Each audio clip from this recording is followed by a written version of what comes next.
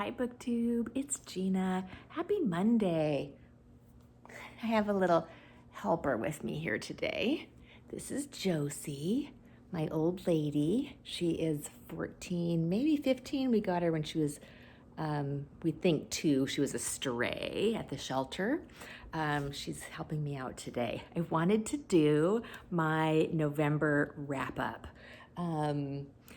I have actually a couple books in November that I started and didn't finish. They're not complete DNFs. I think I'll come back to them, but I'll talk about them a little bit. And then I finished 4 books, most of which I absolutely loved. The first book I finished in November was Taste by Stanley Tucci, who... I love Stanley Tucci. He is, I just think, so cute and charming.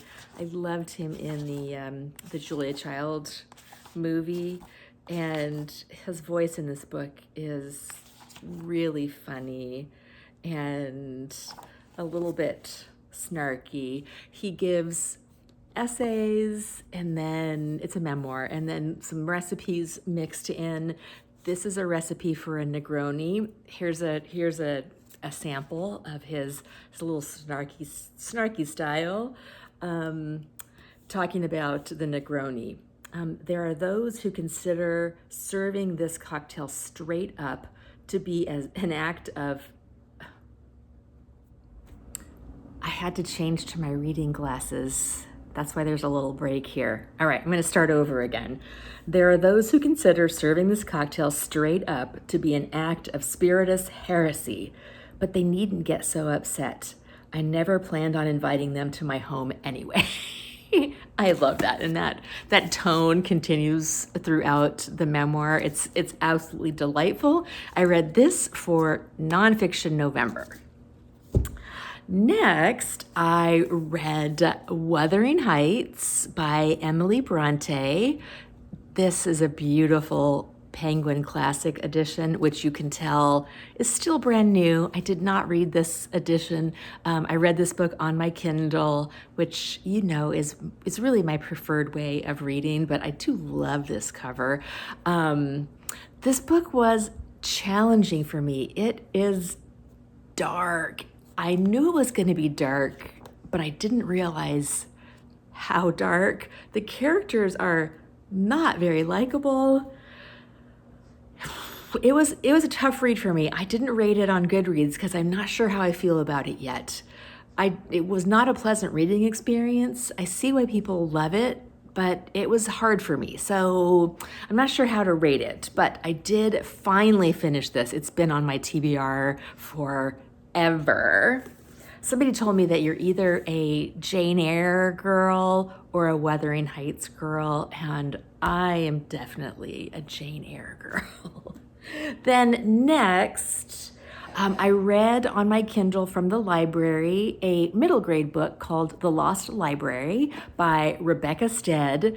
Rebecca Stead was the author of When You Reach Me, which was a Newbery Award winner quite a few years ago. I loved that book. This one I didn't like quite as much. It's about a library that burned down in the past in this town, and some of the controversy, maybe too strong of a word, but the mystery surrounding it, and a young boy who tries to figure that out. It's a very sweet story. And then lastly, what I finished, this is definitely my top read of the month, is The Night Watch by Sarah Waters. I loved this book. I love Sarah Waters. She is definitely one of my favorite authors. This book is so interesting, so well written. She is just a wonderful writer. It's got a really interesting structure. It starts out in 1947 and it goes backwards. So at the end of the 1947 chapter, you know you're never going to see these people in the present again, and things kind of end on a cliffhanger for a lot of these. And so it's very stressful, but in a good suspenseful way, to go backwards and try and figure out what's going to happen to these, or how these characters are going to do in the future. It's just stunning. I absolutely loved it. Set during World War II, which is one of my favorite time frames in London, and it is just a wonderful, wonderful story. And then the two books that I did not finish, but I am planning to go back to, is The Snow Child by Eowyn Ivey. I see why people really love this book. The writing in it is beautiful. I just for some reason I wasn't getting into it, and I thought, I'm just going to set it aside for now and come back to it. And then the same thing for The Ivy Tree by Mary Stewart, who I love Mary Stewart. She writes romantic suspense, and I've been loving her books. This one, though, the premise is a young woman goes to a town as a stranger, and people start to recognize her, and a family who has some conflicts with who is going to inherit some money from a will try to engage her to trick the family to pretend to be someone else. And that premise is just a little far-fetched for me.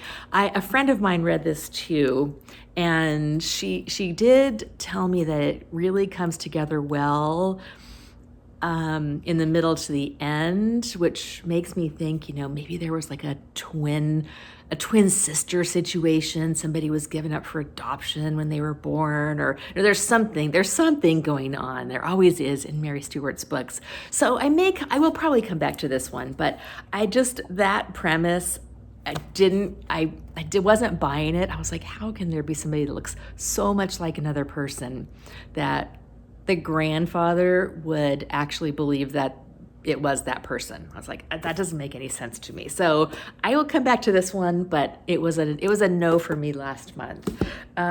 So I had an enjoyable reading month. All 4 books that I read, I really enjoyed, which is good.